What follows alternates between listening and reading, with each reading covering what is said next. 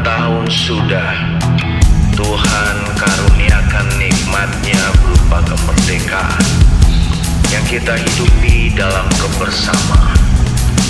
Walau masih banyak rintangan dan halangan yang gak pernah berhenti untuk menghancurkan kesatuan, tapi sampai hari ini kita masih ada berdiri sebagai suatu bangsa yang terus melaju mencapai segala sesuatu demi kepentingan kita. Satu Indonesia, satu. Ayo kita terus melaju untuk Indonesia maju. Ayo kita terus melaju untuk Indonesia maju. Ayo kita terus melaju untuk Indonesia maju. Ayo kita terus melaju untuk Indonesia maju.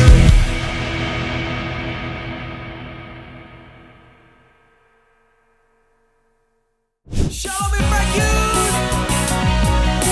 Mari kita sama-sama memuji menyembah Tuhan ya.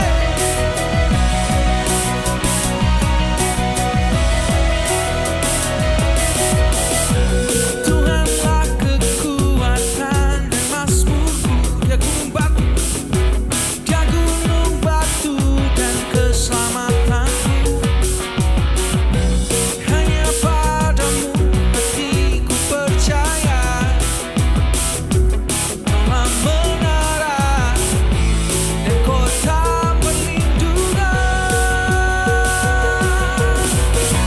Ku mau selalu bersyukur sebab cintamu padaku takkan pernah berubah. Hatiku percaya walau bumi bergoncang, gunung-gunung beranjak, namun kasih setiamu tak pergi dariku.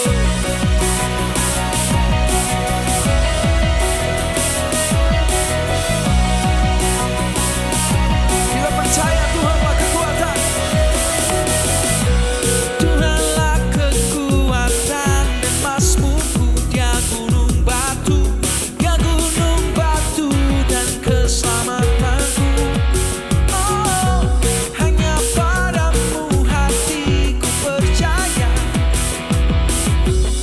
Maha menara dan kota perlindungan.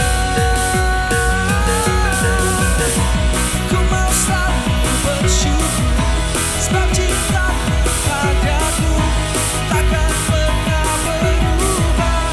Hatiku percaya walau bumi bergoncang, gunung-gunung beranjak, namun kasih setiamu tak pergi dariku.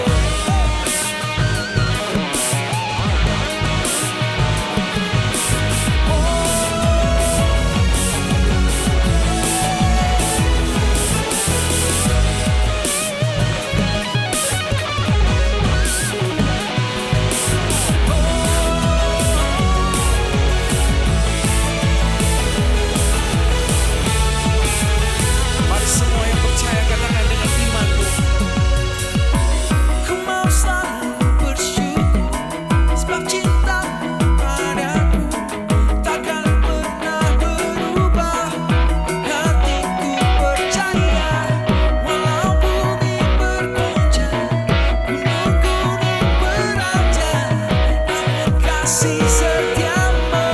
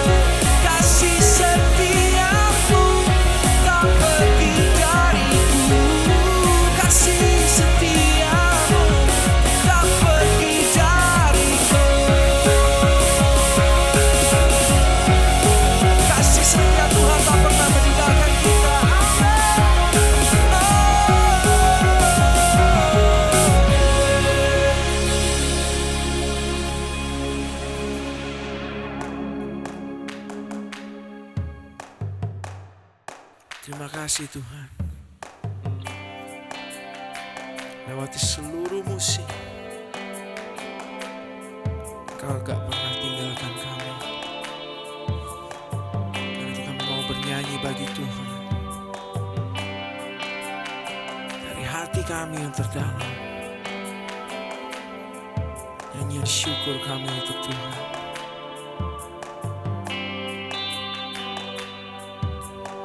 You are forever in my life. You see me through the season. Cover me with your hand and lead me in your righteousness. And I look to you, and I wait on you. Now sing to you, Lord, a hymn of love for your faithfulness to me. And I carry everlasting arms. You never let me go. Through it all,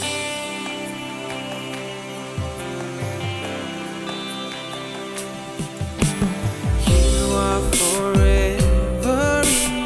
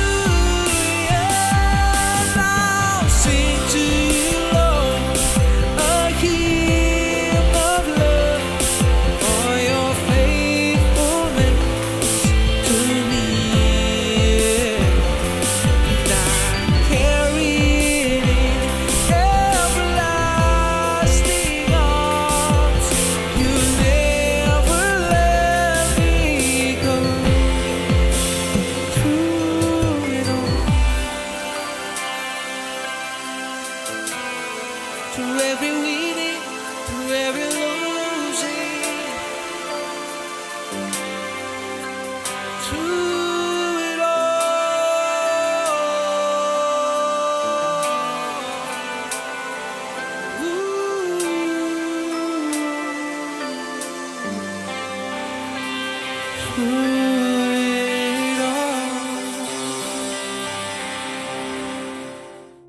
Shalom Impact Youth, pastinya teman-teman semua ada dalam penyertaan Tuhan yang sempurna. Hari ini hari yang berbeda Impact Youth-nya, yaitu kita akan mendengarkan firman Tuhan lewat kesaksian demi kesaksian, lewat talk show yang ada bersama dengan tamu yang spesial, yaitu Kak Yosi Mokalu, di mana kita akan mendengarkan cerita tentang kehidupannya, tentang berkarya, dan kita percaya bahwa apa yang kita dengarkan hari ini jadi berkat buat kita untuk berkarya bagi Tuhan. Tapi sebelumnya mari kita satu di dalam doa. Tuhan Yesus, terima kasih, mengucap syukur buat setiap kehidupan, kepercayaan Tuhan masih percayakan bagi kami. Bahkan setiap pujian, penyembahan, nyanyian-nyanyian yang ada, yang keluar, biarlah jadi berkat bagi Tuhan. Dan sebentar kami mau mendengarkan firman-Mu lewat obrolan, lewat kesaksian demi kesaksian. Kami percaya Tuhan mampu berkata-kata bagi kami. Biarlah pimpin dari awal sampai akhirnya di dalam nama Yesus Kristus. Haleluya. Amin. Oke, Siap. terima kasih semuanya, sampai ketemu Oh, lagi. jangan dong. Belum selesai. Siap. Cepet banget ya. Teman-teman kalau tahu Kak Yosi ini tadi Kak Felix, aku bilang bahwa banyak banget karyanya, dan pasti yang teman-teman tahu ini bisa dibilang apa ya Kak? Grup vokal apa Kak? Grup vokal. Grup iya. vokal, yaitu Project Pop. Jadi ini udah lama banget, ini tahun keberapa Kak tahun ini Kak berkaryanya Kak? Tahun ini berarti 27 tahun. Wow. Saya juga 27 Bohong banget. tahun. Bohong banget. Sama Project Pop belum selesai. Jadi 27 tahun berkarya di Project Pop. Dan gak berhenti di situ, dari Project Pop ada, terus Kak Yosi lanjut ke apa abis ini Kak? Cameo abis itu ya Kak? Ya, dari Project Pop ya, kalau Cameo Project ini saya punya YouTube channel sama teman-teman. Di situ ada Ibob Tarigan, ada Reza Nangin, ada Martin Anugrah, Andri Ganda, Steve Patinama ya. Kita bikin video-video, ada juga idealismenya. Jadi seperti kayak kalau saya itu punya salah satu kegelisahan rohani, bahasa kerennya Holy Discontent, tentang nasionalisme atau kebersamaan. Makanya ada lagu Dangdut is the Music of My Country, itu sebenarnya lagu yang karena memang pengen mengangkat sebuah ide kebersamaan tapi meminjam semangat dangdut ya. Jadi, tapi memang tetap dari panggilan untuk selalu menyebarkan nilai-nilai kebersamaan tersebut lewat Cameo Project, itu seperti Tuhan kasih satu lapangan baru, karena ternyata banyak lagu yang memang lebih cocok tidak dinyanyikan oleh Project Pop yang memang image-nya sudah lucu. Jadi kalau di Cameo Project nanti akan melihat tuh banyak karya-karya lagu-lagu, ada juga fragmentasi, ada drama-drama yang tentang nasionalisme. Tapi beda genre, tidak komedi ya, agak sedikit serius gimana gitu ya. Itu Cameo Project. Kita terpilih jadi waktu di awal-awal terpilih jadi Creator for Change Ambassador-nya YouTube untuk Indonesia. Waktu itu ke London ya Kak? Kemana? Iya, ke London kan, ya? Kita sempat ke London. Mewakili Indonesia ke London lewat Cameo. London School yang ada di Gak, bukan dong Kak, ini deket banget. Ke London beneran. Nah oke Kak, gimana ceritanya dari Project Pop ke Cameo itu? Jadi memang atas dasar tadi Holy Discontent itu Kakak, jadi maksudnya dari situ akhirnya lebih ke nasionalisme. Iya, jadi kalau saya ini mungkin salah satu kunci kenapa bisa ngalir terus karya, karena ya itu tadi sesuai dengan lagu. Memang sumber karya itu dari mana? Sumber kreativitas dari Tuhan. Saya suka ditanya gitu ya, karena mungkin lagu-lagu Project Pop itu 90% itu saya yang buat. Terus ditanya, kok kepikiran bikin lagu kayak gitu? Orang mungkin ekspektasinya nih kalau wartawan, wah saya mungkin jawabannya saya harus bertapa, saya harus ke kamar mandi dulu, diem, mengunci diri, cari ide gitu ya. Enggak. Sesederhana ngobrol sama Tuhan, bergaul sama Tuhan. Karena percaya gak Tuhan kita itu selain kreatif. Ya kan lagu-lagunya Project Pop lucu ya. Tuhan kita itu juga punya kaya akan sense of humor. Sebenarnya walaupun di Alkitab tidak tertulis secara gamblang gitu ya. Ada satu nabi yang penuh dengan stand up comedy gitu misalnya gitu ya. Enggak, tetapi Tuhan kita itu punya sense of humor. Makanya kita diminta untuk selalu bersuka cita dalam segala keadaan. Karena memang Tuhan menyenangkan hati yang senang dengan hati yang sukacita. Sukacita, gembira, menguatkan dan memberi kesembuhan, menguatkan tulang, ya kan. Jadi ide-ide konyol itu banyak, saya percaya ya buat kita itu konyol. Tetapi tetap saja apapun bungkusannya, tetap nama Tuhan yang dipermuliakan. Jadi kita nggak bisa berhenti berkarya sebenarnya. Ya. Ada project pop, nggak ada project pop, tetap berkarya. Ada cameo project, nggak ada cameo project, tetap berkarya. Masalahnya Tuhan juga peduli dengan kita sebagai saluran karya. Karya itu berkat, orang bisa menikmati karya kita. Ya. Jadi Tuhan juga akan menyediakan platformnya. Cameo project bukan bagian dari perencanaan, termasuk project pop. Saya nggak pernah merencanakan dari kecil dulu harus jadi project pop nih, harus jadi artis. Enggak, saya sudah tahu sekarang itu cuman semuanya panggung untuk memperkenalkan Tuhan lewat karya. Tapi gimana, kan kakak kuliahnya bukan musik kan kak? Bukan. Terus kok bisa belok akhirnya tahu bahwa ini yang Tuhan titipkan atau percayakan sama Kak Yosi? Padahal boleh kasih tau rahasia ini gak kak? Kak Yosi tuh gak bisa main musik ya kak, bener ya? Nggak bisa. Bisa bikin lagu banyak tapi gak bisa main musik. Nggak bisa. Wow. Gimana Nah, kak? Karena kita akan mengupas apa kehebatannya kalau kita berpartner sama Tuhan. Banyak di antara orang-orang percaya sudah punya Tuhan di sini tapi berpartnernya masih kadang-kadang ya kalau lagi susah aja. Padahal dalam segala situasi, setiap keadaan kita berpartner terus sama Tuhan. Kita kadang-kadang lupa, kita nyari Tuhannya kalau udah mentok. Aduh gak bisa nih, gimana ya Tuhan tolong saya. Tapi kalau kita jadikan itu sebuah rema, jadikan itu sebuah culture Christian nih atau apa kedewasaan rohani kita. Apapun yang kita kerjakan mulai di tengah-tengah sampai selesai itu sama Tuhan. Itu yang bikin kita gak capek. Karena kita membiasakan melihat apa yang tidak terlihat. Kita suka tuh memproduksi segala sesuatu dengan mengandalkan apa yang bisa kita lihat. Saya tidak bisa bermain musik, tapi Tuhan saya luar biasa melodinya. Saya bisa bikin lagu itu pendekatannya agak beda. Kalau musisi itu, teman saya ada di Project Pop namanya Gugum. Gugum itu dia bisa main gitar. Dia pakai bikin musik pasti dari cari notasi. Kalau saya cari tema agak aneh memang. Karena PR-nya bikin lagu komedi itu gak gampang. Sulit banget. Pertama karena sense of humor orang kan beda-beda ya. Apa yang lucu buat saya belum tentu lucu buat Bro Felix. Apa yang lucu banget buat saya mungkin buat Bro Felix ya biasa aja sih. Ada yang tertawa terbahak-bahak nonton Cak Lontong, ada yang biasa aja. Ada yang bisa sampai nangis nonton Bintang Emon, ada yang biasa aja. You know, semua orang punya taste dan selera apalagi bicara soal humor atau komedi.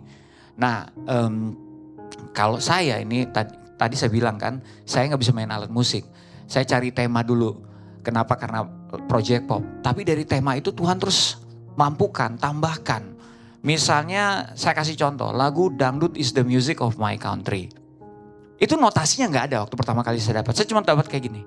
Jadi saya selalu buat lagu berpartner dengan musisi, udah pasti karena saya nggak bisa. Jadi ada siapapun musisi yang ada di dekat saya hati-hati ya, biasanya saya colek gitu.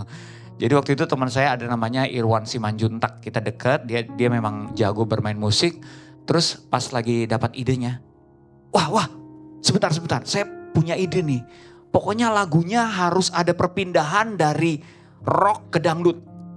Dan perpindahannya itu ada kalimat ini. Dangdut is the music of my country. Detak, langsung dangdut. Detailnya ada detak gitu. Dungtak. Kalau dengar lagunya dungduk gitu. Tapi baru sampai segitu. Idenya gitu. Kayak kayak Tuhan suka seperti itu ya. Bekerja tidak harus teratur. Dia bisa mulai dari mana aja kok. Namanya juga Tuhan, apa sih yang gak bisa dilakukan oleh Tuhan ya. Jadi teman saya masih bingung, saya mesti bikin lagunya kayak gimana gitu ya. Itu dari tema, contoh ya, gimmick. Terus kita cari referensi akhirnya. Banyak sekali lagu saya yang dari tema. Lagu Pacarku Superstar itu bukan dari notasi. Dari terganggu dengan Katika Panggabean, salah satu teman saya. Dia adalah seorang atlet sepak bola gajah. Jadi Gak apa-apa, kalau sahabat tuh biasa. Ingatlah hari ini kan bisa nyela kan, ya itu biasa, sahabat tuh biasa. Kalau kita celah artinya deket. Nah dia itu suka banget nonton pada zaman itu yang namanya Meteor Garden. Saya nggak tahu di sini ada yang kejamanan Meteor Garden, ada ya tahu ya. Meteor Garden semuanya cakep-cakep tuh cowok-cowok ya. Sebelum ada BTS, nah Meteor Garden dulu. FC. Kalau udah ada serial itu, mau kan anak-anak Bandung ya Project P, Project Pop tuh anak-anak Bandung. Mau Persib di TV juga nggak ada yang berani ganti channel karena Tika udah megang handphone.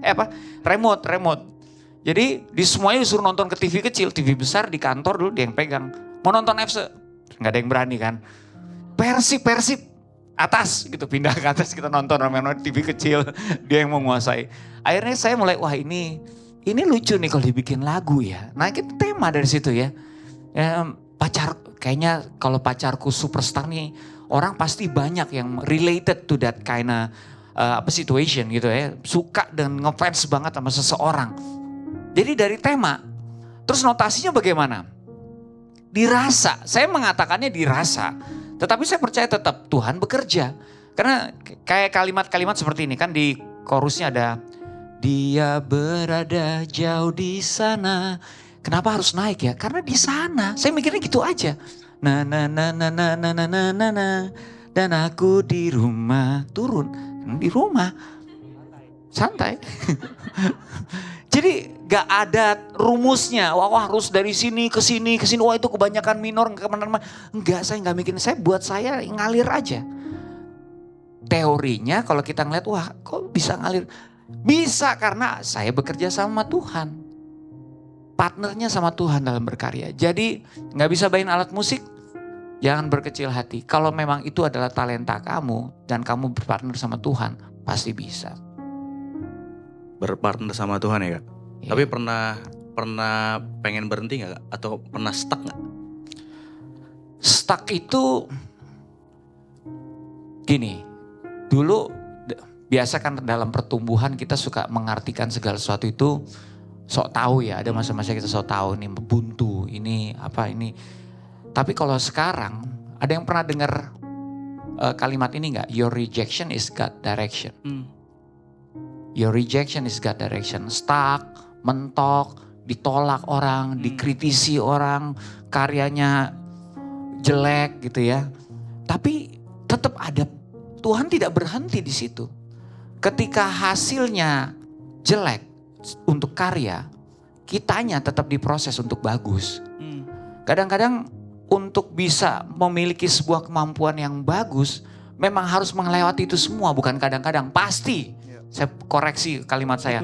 Pasti kalau mau jadi hebat dalam berkarya, memang harus lewat situ. Harus lewat yang namanya gagal, salah, mentok, ditolak, diejek, gak bagus. Itu harus lewat situ semua. Supaya kitanya semakin bisa, semakin percaya diri, semakin tahu ini pekerjaannya Tuhan. Memang harus seperti itu. Makanya saya bilang nih kalau teman-teman di sini mungkin ada yang situasinya sama. Kak saya buat ini video jelek nih. Gak apa-apa. Ada kerinduan, ada semacam passion. Itu bahasanya passion ya. Passion untuk melakukannya lagi gak?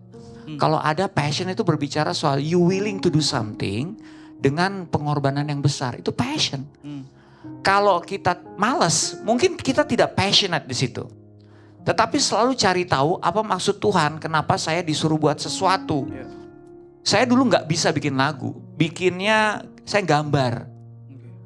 Saya jago gambar makanya mikir oh pasti masuk Fakultas Seni Rupa dan Desain ITB. Tapi ternyata itu salah satu cara Tuhan untuk menibakan saya di Bandung.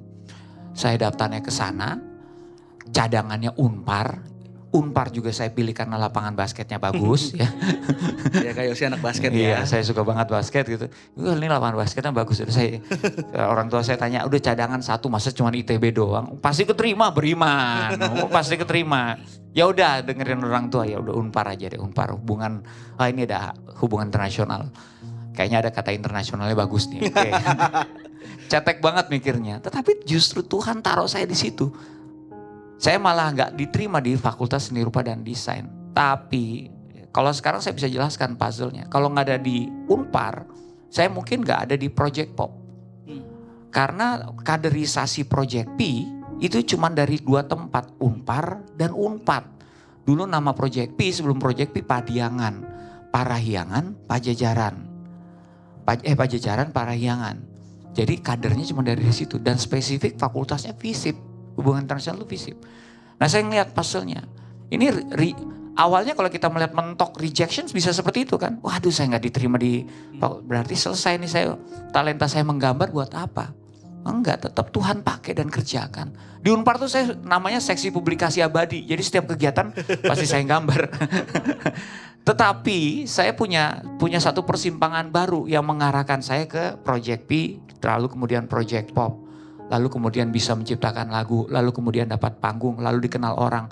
Lalu apa? Lalu memperkenalkan Tuhan. Lalu saya ada di sini, memperkenalkan apa yang Tuhan kerjakan sama saya.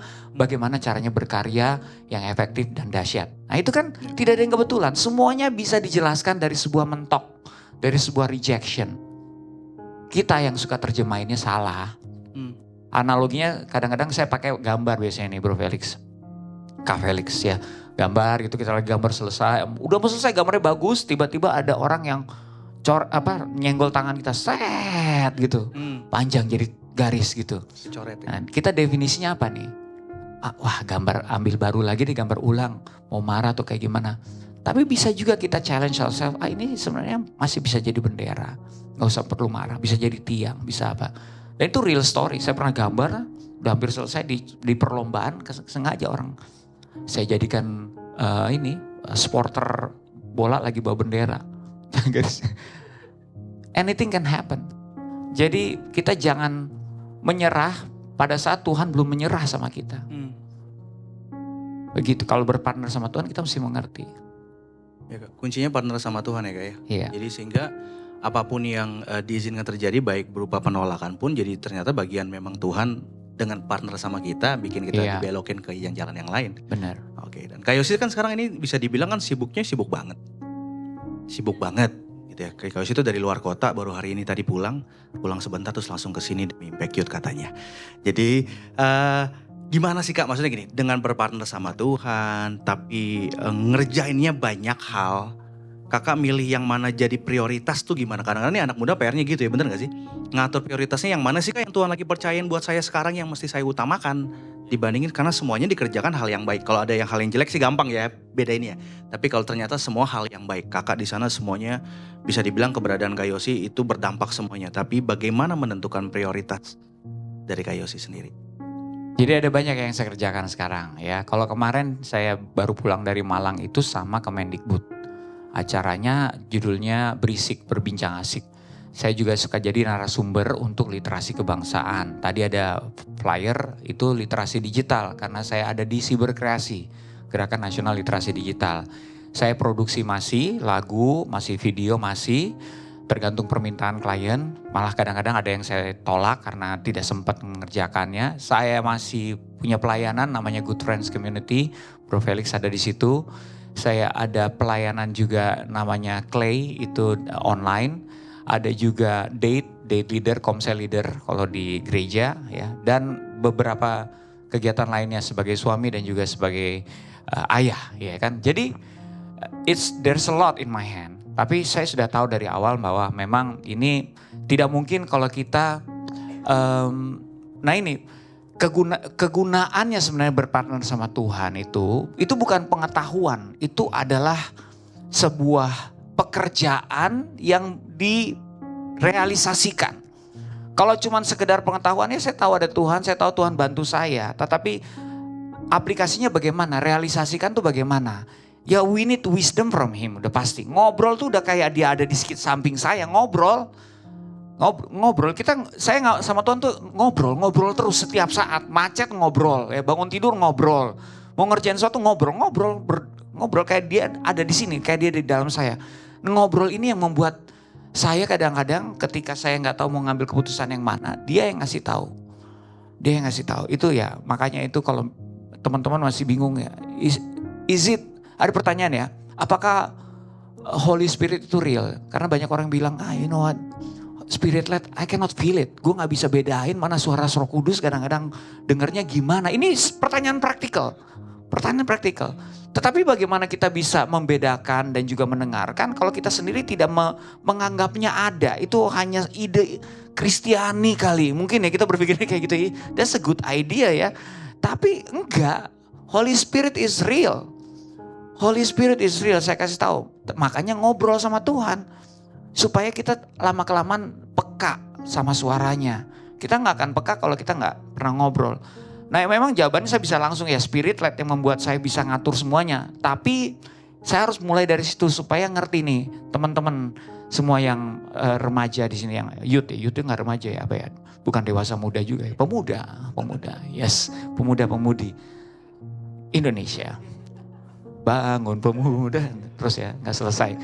Nah jadi Holy Spirit itu real. Saya pernah mengalami berbagai macam pengalaman dengan Holy Spirit. Saya pernah dikenalkan di Melbourne di sekolahnya Dayan Manusama itu prophesizing. Saya nggak pernah tahu prophesizing itu bisa saya lakukan. Yaitu mendoakan orang tanpa melihat. Di sekolah itu diajarin kayak gitu. Itu salah satu pengalaman Holy Spirit saya. Saya bisa mendoakan tepat apa yang dia butuhkan karena mendengarkan, percaya dengan apa yang saya lihat dan saya dengar. Nah suara Tuhan itu datangnya tuh macem-macem, ada yang lewat firman Tuhan. Kan dia Holy Spirit itu roh penghibur yang mengajar dan juga mengingatkan. Tahu gak apa yang diingatkan? Ya firman Tuhan. Buat yang jarang baca Alkitab, begitu diingatkan gak tahu itu firman Tuhan mungkin ya. Begitu diingatkan, hei kamu kasihilah musuhmu. Apa itu misalnya gitu ya. Tapi ya itu, jadi ngobrol kalau kita spirit led. Yang kegiatan yang ramai seperti ini aja, itu pasti bisa dikerjakan. Tuhan kasih tahu ada beberapa yang misalnya gini ya. Saya punya komunitas ya, kalau kamu ngerjainnya sendiri capek. Coba sekarang fokusnya bikin bentuk pemimpin. Jadi pemimpin, jadi saya fokusnya sama pemimpin. Itu ada musim di mana saya fokus sama pemimpin. Ada musim di mana saya fokus sama diri saya karena Tuhan izinkan masalah. Bukan berarti tanpa dengan Roh Kudus itu kita nggak ada masalah. Justru makin banyak tantangan, masalah tuh makin banyak. Supaya apa? Supaya kita makin mengenal bahwa masalah itu ada untuk kita mengenal kemenangannya. Pekerjaan Tuhan. Kalau kita nggak dikasih masalah, bagaimana kita mengenal ada Tuhannya? Ada. Nah itu, dengan segala kegiatan seperti ini, saya kadang-kadang saya udah sampai di level, ya udah saya go with the flow. I have nothing to lose. Ya, tapi saya tahu prioritas selalu kalau bicara soal prioritas ya pasti keluarga nomor satu.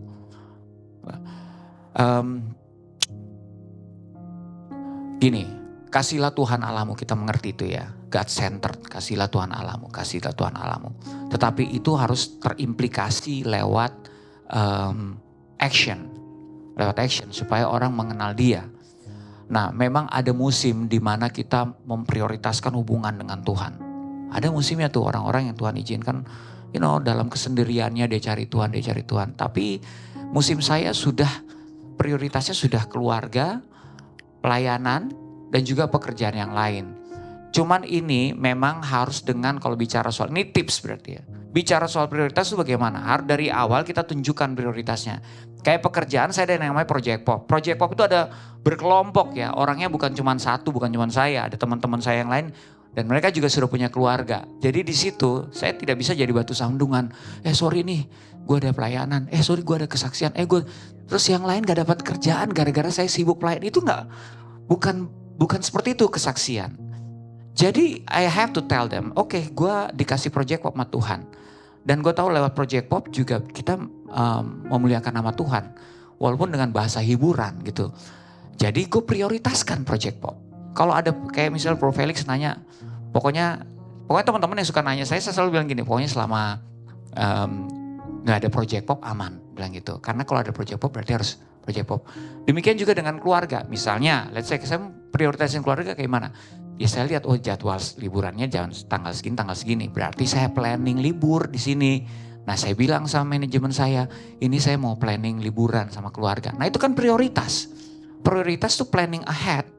Prioritas tuh nggak tuh dadakan mau berantakan. Sebenarnya prioritas itu kita planning ahead yang sudah kita prioritaskan, kita rencanakan terlebih dahulu untuk diamankan.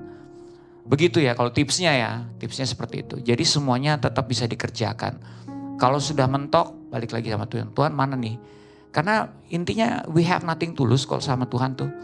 Jadi kalau ada yang gak mesti ditolak, tolak. Gak ada masalah. Kita bukan Tuhan, Tuhan bisa pakai orang lain yang mengerjakannya. Gitu. It's not about money. Nah, uang bukan prioritas. Bermanfaat prioritas. Uang itu bonus, Tuhan yang kasih. Jadi bermanfaat itu prioritas. Kan kakak ngomong tadi banyak banget. Ini ngomongin firman Tuhan, semua isinya dari kesaksian ya sebenarnya. Apa sih kak, ada ayat yang pegangan kakak gak sih yang bikin kakak bisa punya nilai seperti ini sampai hari ini? Ayat pegangan kakak. Kalau ayat tuh banyak, setiap seasonnya kayaknya Tuhan ingetin terus ayat baru, ayat baru, ayat baru. Karena dalam pertumbuhan kita ada area-area yang Tuhan sempurnakan.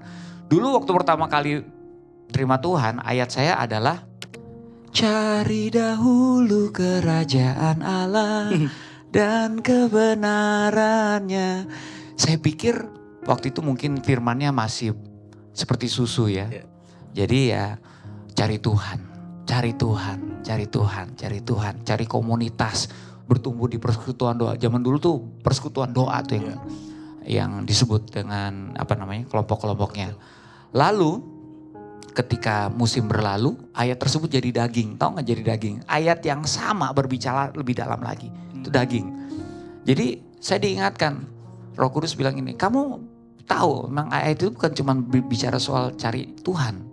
Ayat itu cari dahulu kerajaan Allah. Ada kerajaan. Pernah gak kamu bertanya, kenapa cari kerajaan? Kenapa gak sesederhana cari Tuhan? Karena memang sebenarnya ayat itu berbicara soal menjadikan proses. Bukan cuma sekedar mencari dia, tetapi menjadikan dia raja. Kebenaran itu apa? Oh, kebenaran itu berbicara soal dua hal. Firman Tuhan kebenaran. Tapi status kamu, kalau kamu sudah terima Tuhan Yesus, itu juga sudah benar. Kebenaran. Jadi banyak yang, wah tadi firman Tuhan. Nah, tadi sempat nongol tuh, ya karena ini berkarya saya suka juga ayat ini. Efesus 2 ayat 10 yang versi New Living Translation ini. For we are God's masterpiece. Coba fokus dari kata itu dulu. For we, kita semua ya, bukan cuma saya. Masterpiece. Masterpiece kalau dalam konteks berkarya, itu udah paling the best gitu. Ya pelukis pasti ditanya, karya lukisan lo yang paling the best apa gitu. Pasti dia punya masterpiece tuh seperti itu. Dan kita masterpiece-nya Tuhan. Keren gak? Kita itu masterpiece-nya Tuhan. Makanya kalau ada di tempat ini yang masih punya pertanyaan, saya worth it gak sih? Saya kok kayaknya lebih sial dibandingin teman saya. Karena membandingkan itulah yang mengurangi nilai masterpiece. Kita semua punya paketan masterpiece. Nah ini yang mesti kita tahu. For we are God's masterpiece. Kalau dilanjutkan lebih dalam lagi. He has created us anew in Christ Jesus. So we can do the good things. So we can do the good things that He planned for us long ago. Jadi kita adalah masterpiece yang direncanakannya bukan ketika cuman kita menjadi baru. Ketika terima Tuhan Yesus. Tetapi sebenarnya udah long ago. Dari kita belum menjadi manusia. Dari kita masih jadi janin. Tuhan itu perencana yang detail. Kenapa saya bilang detail? Bukan cuma detail, sistematis. Kenapa saya bilang begitu? Ya paling gampang kita belajar dari kejadian lah. Tuhan tahu siapa dulu yang mesti dia ciptakan. Langit dan bumi. Coba dia ciptain manusia dulu. Ngambang kita. Nggak tahu mau bijak di mana, ya kan? Tetapi langit dan bumi urut. Dia tahu mana yang mesti diciptakan baru kapan manusia. Detail.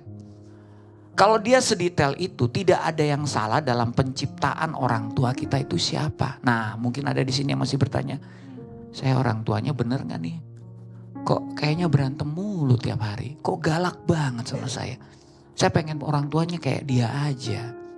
No, itu pun jangan sampai mengira bahwa orang tua kita itu pilihan yang salah.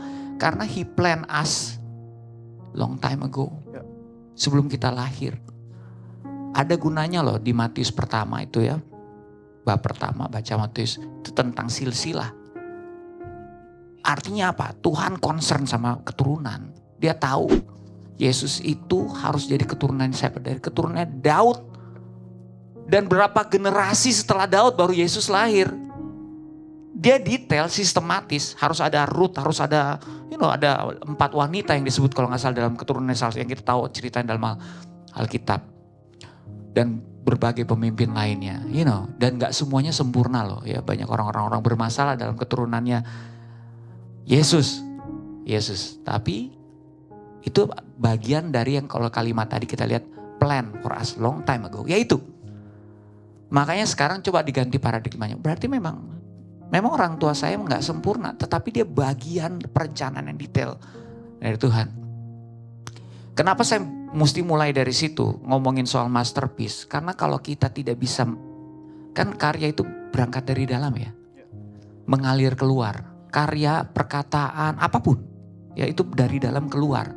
Kalau dalamnya belum beres, keluarnya juga belum beres. Mengenal kalau kita itu masterpiece, itu perlahan-lahan mulai menerima, oke, saya gak apa-apa punya orang tua seperti ini. Saya gak apa-apa punya masa lalu seperti ini. Saya gak apa-apa dibesarkan dengan sekolah yang seperti ini, teman-teman yang seperti ini, gak apa-apa. Semuanya sudah diplan sama Tuhan dari jauh-jauh hari. Yang itu sudah lewat, saya fokus sama yang ke depan. When you decide to become like that, lo berdamai, lo baru bisa mengerti gue masterpiece. Memang karena sebenarnya gue masterpiece. Nah, jati diri yang secure, yang masterpiece seperti itulah yang mengalirkan karya yang baik. Jadi mulainya dari situ. Why itu related banget dengan karya? Ya karena itu. Karena we are God's masterpiece. And we will be able to create another masterpiece dari kita. Berarti untuk berkarya dimulai dari identitas diri ya Kak? Betul. Nah lalu tadi Kak Yusi sempat menyinggung membandingkan dengan orang lain, dengan kelebihan orang lain, berarti itu adalah salah satu sebenarnya halangan untuk mereka cenderung gak mau berkarya, cenderung akhirnya berhenti untuk mengerjakan sesuatu yang baik. Itu real banget. Apalagi buat teman-teman yang kita semua ini salah satu yang Tuhan pilihkan adalah situasi di mana kita dilahirkan. Situasinya apa? Digital teknologi.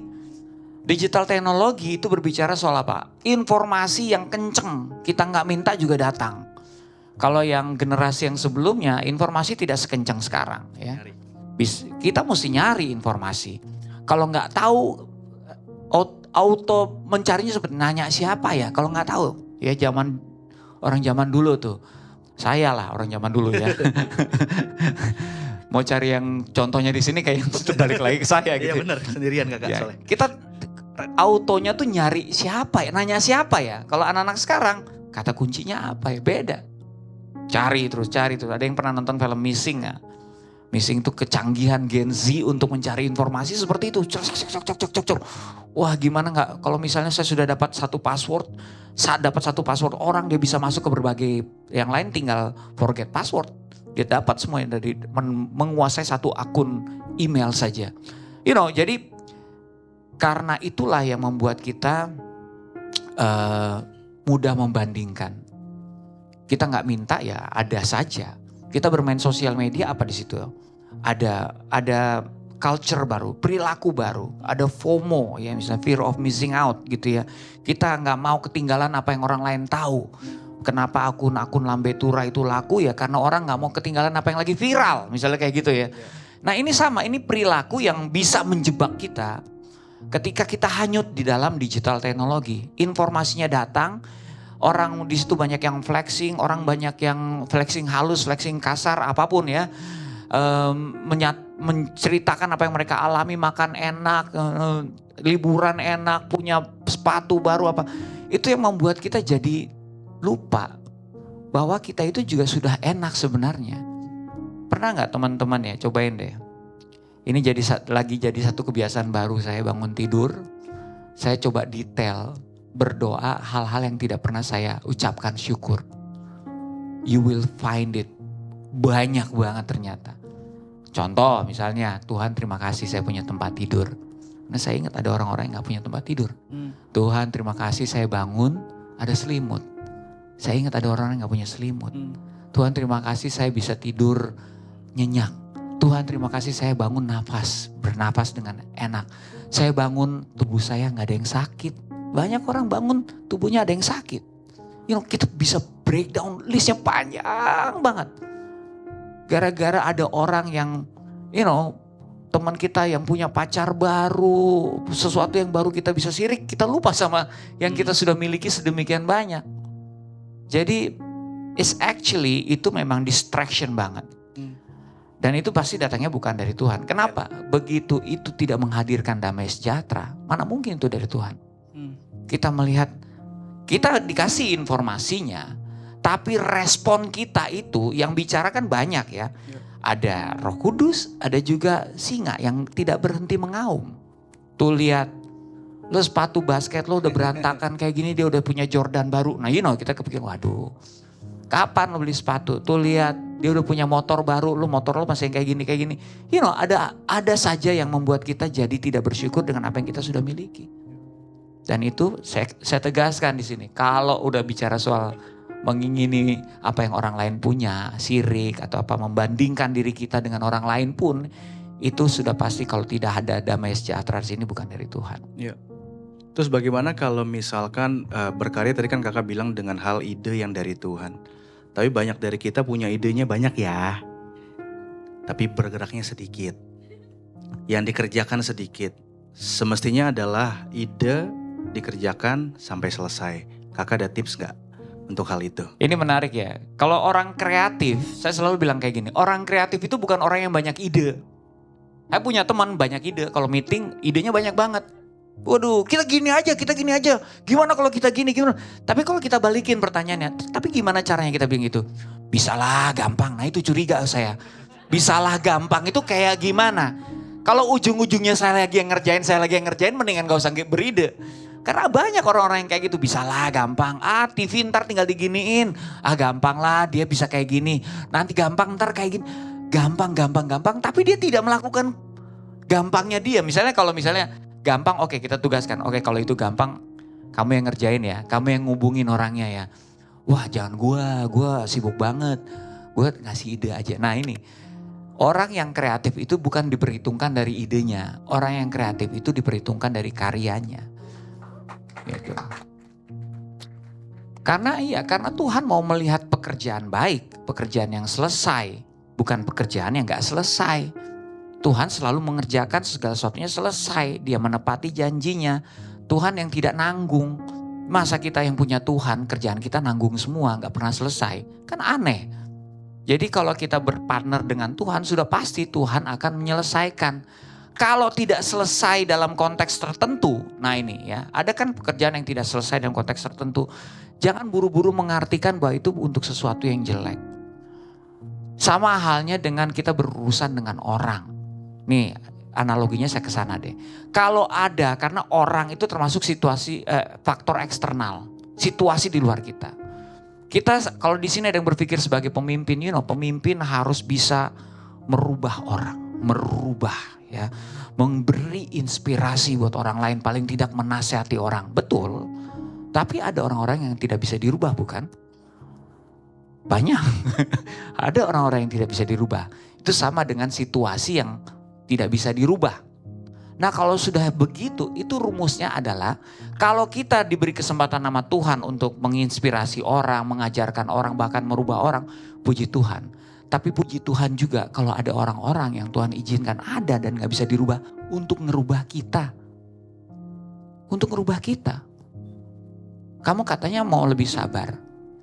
Kamu udah bisa sabar sama orang-orang kayak gini, nah saya kasih yang gak bisa disabarin nih. Bisa gak? Jadi kita jangan komplain dulu. Sama dengan ide yang mentok. Kalau idenya mentok, bagaimana saya mentranslasinya? Mungkin Tuhan pengen kita sudah saatnya. Kamu tidak lagi bisa menggunakan cara yang biasa. Coba kamu tambahkan kemampuan kamu lagi. Kerja lebih keras lagi supaya kamu naik kelas. Jadi banyak sekali ide yang susah itu sebenarnya bukan cuma untuk kita wujudkan, tetapi Tuhan izinkan kita alami supaya kitanya naik kelas. Begitu loh. Nah, itu menjelaskan pertanyaannya enggak? Iya Kak, iya jawab ya. Iya. Ya. Bagaimana dengan mengerjakannya setengah-setengah Kak? Kalau tadi kan bisa dibilang karena punya ide akhirnya nggak mau ngerjain, berhenti di ide. Maksudnya gini, tadi kan bilang halangan berkarya, yang pertama tadi kakak bilang membandingkan. Ketika kita membandingkan apa yang Tuhan percayakan di kita dengan orang lain. Yang kedua ketika kita berhenti di ide tapi nggak mau mengerjakannya. Tapi ada orang-orang yang mau mengerjakannya tapi jalaninnya setengah-setengah. Ya itu karena mungkin belum tahu ada setiap ide. Kenapa saya bilang kita nggak bisa kerjainnya setengah-setengah? Ya karena ada firman Tuhan ya sebenarnya. Yaitu Kolose 3:23. Kolose 3 ayat 23. Terima kasih pasti ditampilkan tuh kan. Saya sih sudah yakin. Iya, dari siapa? Apapun yang kamu perbuatlah dengan segenap hati ya. Ini standarnya segenap hati, nggak bisa suam-suam kuku, nggak bisa nanggung. Segenap hati, seperti untuk Tuhan dan bukan untuk manusia. Untuk Tuhan itu adalah sebuah motivasi sebenarnya ya. Karena kalau kita selalu tahu ya, sejauh mana kita mau berkorban, itu tergantung orang yang kita mau berkorban. Kita udah tahu tuh, ya manusiawi banget. Ya, kalau kita dimintain tolong sama orang yang kita nggak kenal, ya udahlah gue tolong ya. Tapi ya, gue nggak akan kayak gimana banget. Betul. Tapi kalau udah deket, semakin deket, apalagi seseorang yang kita naksir, wah, di zaman penaksiran tersebut pengorbanan kayaknya lancar gitu ya. Nah iya. Tapi gini, ini bicaranya bukan soal naksir, ini bicaranya Tuhan. Tuhan yang udah setengah mati berkorban buat kita, masa kita mau setengah-setengah? Ya kan? Jadi sesederhana itu. Ini adalah sebenarnya kalau kita belajar spirit of excellence itu dari sini nih. Kalau 3 ayat 23, apapun yang kamu perbuatlah dengan segenap hati. Jadi gak bisa nanggung seperti untuk Tuhan dan bukan untuk manusia. Memang challenging banget nih ayat ya. Apapun. Masa apapun sih? Apapun, tulisnya apapun. Apapun. Cuman memang ada disclaimernya kalau bicara soal apapun ya. Apapun itu selalu berbicara soal kehendaknya Tuhan, bukan kehendaknya kita. Kategori apapun itu bukan berpihak sama kehendak kita, tapi kehendak Tuhan. Makanya Tuhan Yesus saja bilang, tapi kehendakmu yang jadi.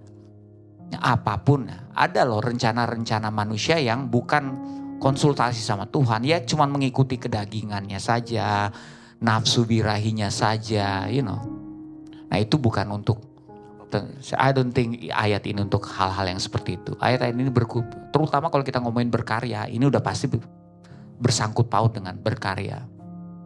Berarti apapun yang kamu perbuat dengan segenap hatimu seperti untuk Tuhan dan bukan untuk manusia, itu jadi bagian bagaimana kita tidak mengerjakan apa yang Tuhan percayakan setengah-setengah. Betul. Ini sebenarnya kalau di workshopin seru nih. Maksudnya kalau kita belajar dengan workshop, kita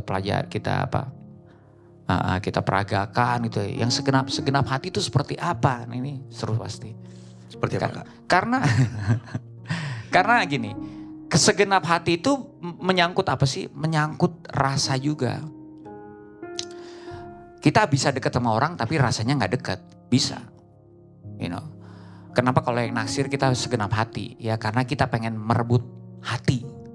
Kita ingin merebut hati. Tapi ini konteksnya segenap hati karena kita cinta. Karena kita sayang. Karena kita mengasihi. Itu bahasanya. Jadi ada gak kasihnya di situ? Jelas standar kita bergantung dengan kasih. Ini bisa dalam, bisa satu khotbah sendiri sebenarnya kalau ngomongin segenap hati ya. Saya pernah panggil tukang bersih-bersih kamar mandi di rumah karena dia punya obatnya yang untuk bersihin kerak-kerak gitu kan.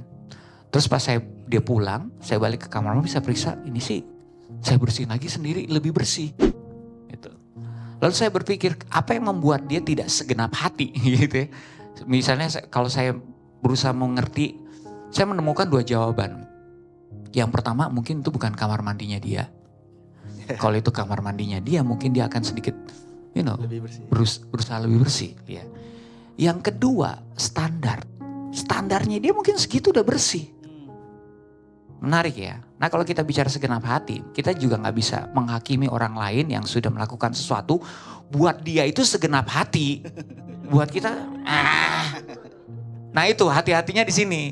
Kita memang orang yang sudah excellent tahu, wah ini sih gue masih bisa lebih baik gitu. Tapi kita jangan menghakimi juga.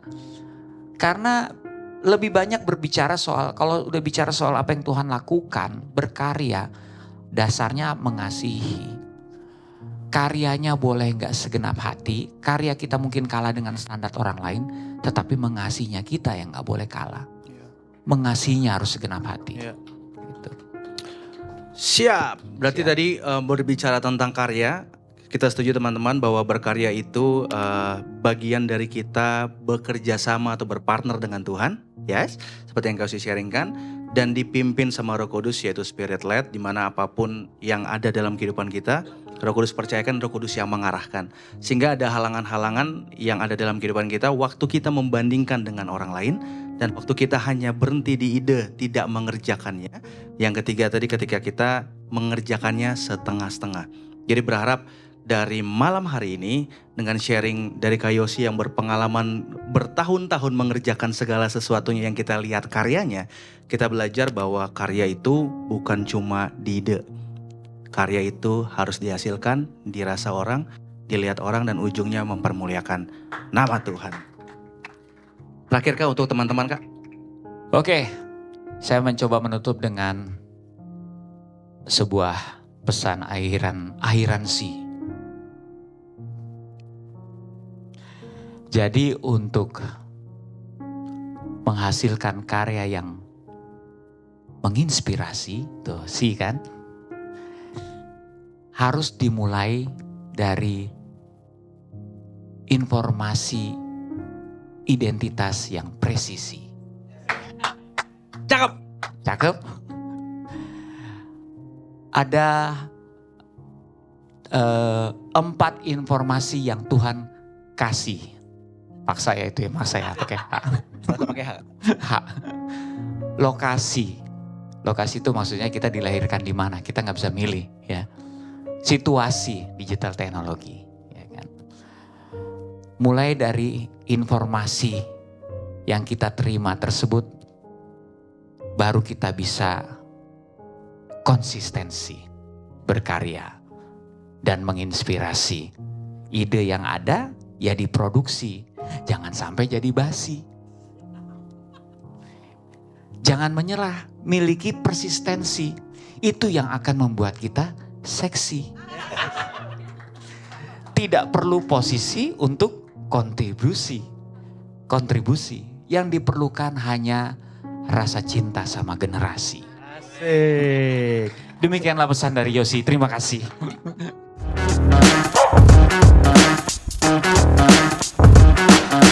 Pastinya teman-teman semua diberkati, khususnya dari talk show-nya yang ada. Kita ngobrol-ngobrol sama Kak Yosi Mokalu bagaimana perjalanannya dan nilai-nilai yang dia hidupi dalam berkarya sehingga menghasilkan karya-karya yang jadi berkat bagi generasi ini. Pastikan teman-teman semua belajar dan melakukannya supaya hidup kita semakin berkarya bagi Tuhan. Dan terus saksikan Impact Youth yang ada setiap Sabtu jam 5 sore waktu Indonesia Barat di channel YouTube-nya Impact Community Indonesia. Dan kami mengundang untuk teman-teman yang di Jakarta, khususnya Kelapa Gading sekitarnya, hadir bersama-sama dengan kami di Impact Youth Onsite jam yang sama setiap Sabtu jam 5 sore waktu Indonesia Barat di Gereja Impact Community Indonesia di Mall of Indonesia lantai P3. Dan untuk teman-teman semua informasi bahwa setiap minggunya Gereja Impact Community Indonesia ada ibadah yaitu jam 9, 11, jam 1, dan jam 3 sore. Kami mengundang teman-teman yang belum punya tempat beribadah tetap bisa beribadah bersama-sama dengan kami.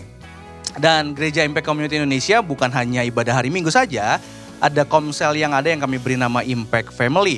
Teman-teman bisa ikuti di sana dengan mendaftar, scan QR code yang ada di sini.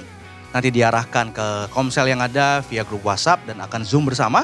Teman-teman pastikan jadi punya keluarga yang saling mensupport di dalam Tuhan. Untuk yang onsite khususnya Impact Youth ada setiap Kamis 2 minggu sekali di Gereja Impact Community Indonesia jam 7 sore, 7 malam waktu Indonesia Barat. Tinggal hubungi di nomor berikut. Lalu teman-teman bahwa Impact Youth ada pelayanan Impact Youth Goes to Campus. Untuk teman-teman yang punya persekutuan doa dan lain-lain yang bisa atau mau kami layani bersama-sama, teman-teman bisa hubungi nomor berikut sehingga kami bisa melayani mentoring dan lain-lain. Banyak hal yang kita bisa kerjakan bersama-sama untuk mempermuliakan nama Tuhan. Dan yang terakhir teman-teman semua, bahwa untuk kalian mau support pelayanan Yayasan Tangan Pengharapan seperti yang kalian sudah tahu, bisa beli baju keren ini, kaos-kaos keren ini, ada edisi khusus kemerdekaan Agustus ini. Teman-teman bisa beli di sana, bisa pilih yang kalian suka, jangan lupa dibayar. Dan terus jadi berkat lewat apa yang kalian beli, karena you buy means you donate. Itu aja teman-teman semua, sampai ketemu minggu depan. Tuhan Yesus memberkati.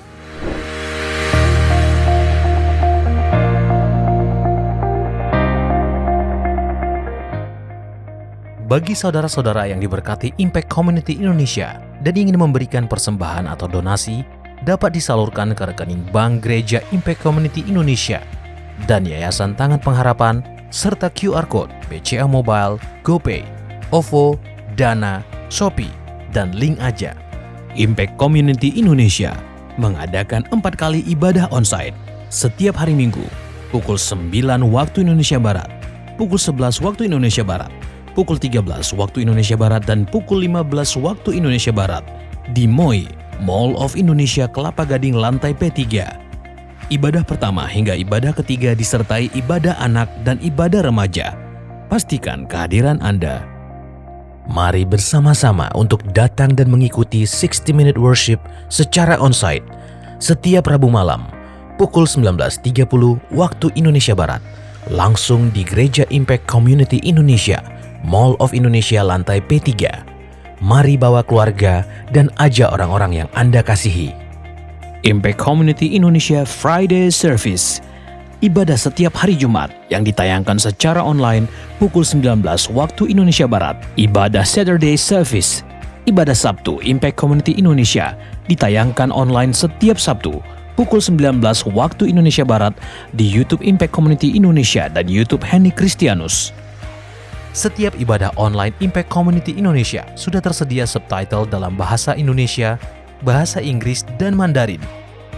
Anda dapat mengaktifkan dengan klik tombol CC atau closed caption pada layar Anda. Mari bergabung dalam doa kesembuhan dan perlindungan Tuhan setiap Selasa jam 6 sore waktu Indonesia Barat di YouTube Henny Kristianus, Instagram Henny Kristianus, dan Yohanes Kristianus. Dan bagi anak-anak muda, ada Impact Youth setiap Sabtu jam 5 sore waktu Indonesia Barat di Gereja Impact Community Indonesia. Bagi Anda yang ingin tahu lebih banyak tentang firman Tuhan, dapat bergabung dalam Bible Study Impact Community Indonesia melalui virtual setiap 2 minggu sekali pada hari Sabtu pukul 9 pagi waktu Indonesia Barat. Pendaftaran ini gratis dan dapat dilakukan dengan mengisi form registrasi melalui scan QR Code atau dapat menghubungi nomor yang tertera di layar Anda. Saksikan Menabur Cinta untuk Indonesia setiap Sabtu jam 11 waktu Indonesia Barat di YouTube Tangan Pengharapan. Ikuti Daily Devotion setiap hari Senin sampai dengan Jumat jam 6 pagi waktu Indonesia Barat di YouTube Henny Kristianus, serta pukul 7 pagi waktu Indonesia Barat di YouTube Yohanes Kristianus. Impact Community Indonesia memiliki sebuah komunitas untuk kita bertumbuh bersama. Bagi Bapak Ibu Saudara yang ingin bergabung di Komsel Impact Community Indonesia, dapat mengisi link form pendaftaran di bawah ini. Bagi Anda yang rindu menjadi jemaat Impact Community Indonesia, dapat mengisi Google Form atau scan QR Code di layar Anda. Saudara dapat mengirimkan permohonan pelayanan doa dan konseling, atau jika Anda memiliki doa yang terjawab, serta kesaksian atas jawaban doa Anda, melalui Google Form, WhatsApp, atau email impactcommunity.id@gmail.com. Bagi Anda yang rindu untuk dibaptis, Anda dapat mendaftarkan diri Anda dengan scan QR Code yang ada di layar kaca atau menghubungi kami di 0811 9777 745. Tangan Pengharapan memproduksi merchandise Positive by YTP dan batik Tangan Pengharapan untuk menolong pendidikan anak-anak pedalaman Indonesia. Pembelian dapat dilakukan di online store Tangan Pengharapan, di Tokopedia, Shopee, dan WhatsApp merchandise Tangan Pengharapan di 0813 1100 5568. Life Changing Holy Land Journey ke Mesir, Israel, dan Jordan. Daftarkan diri Anda dalam trip Holy Land Special 60 Minute Worship bersama Yesua Abraham, Michael Panjaitan, Marlon Bolung, Ichi Worship Team, dan Pastor Yohanes dan Pastor Henny Kristianus. 1 hingga 13 Oktober 2023. Tempat terbatas. Info dan pendaftaran hubungi nomor yang tertera pada layar. Panggilan sebagai orang Kristen berasal dari daerah Turki. Dari jemaat di Turki pula yang menjadi titik tolak penyebaran Injil kepada kaum non-Yahudi. Mari belajar bersama dan merasakan hadirat dan jamahan Tuhan dan pulang sebagai pribadi baru yang semangat di dalam Tuhan. Daftarkan diri Anda segera dalam Life Changing Journey ke Turki 7 Gereja Wahyu, Kapadokia, dan Gunung Salju Erciyes bersama Gembala terkasih Pastor Yohanes Kristianus pada tanggal 3 hingga 13 Desember 2023. Info dan pendaftaran hubungi nomor yang tertera di layar atau kunjungi booth Kanatur di lobi Gereja Impact Community Indonesia. Temukan dan ikuti media sosial kami di YouTube dan Instagram Impact Community Indonesia.